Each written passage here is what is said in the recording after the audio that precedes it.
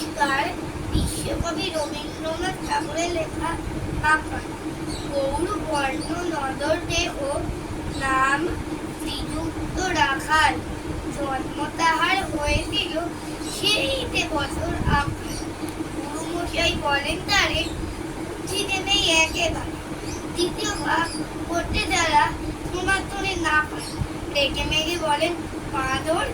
নাম দিল তোর মাকাল। নামটি শুনে ভাবলে প্রথম পাকিয়ে দুবল, তারপর সে বাড়ি এসে নৃত্য করলে শুরু।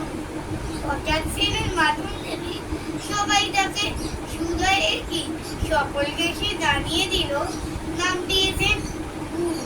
নতুন নামে উঠে তার বক্ষ তুরু তুরু। কোলের পরে বসিয়ে দাদা বললে কানে কানে, গুরুমশাই গাল দিয়েছেন তুই তার মানে। রাখাল বলে কখনো না, মাঠে আমায় বলেন শোনা। সেটা তো গাল নয়, সেটা তো পাড়ার সবাই জানে। আচ্ছা তোমায় দেখিয়ে দেব, চলো তো এখানে।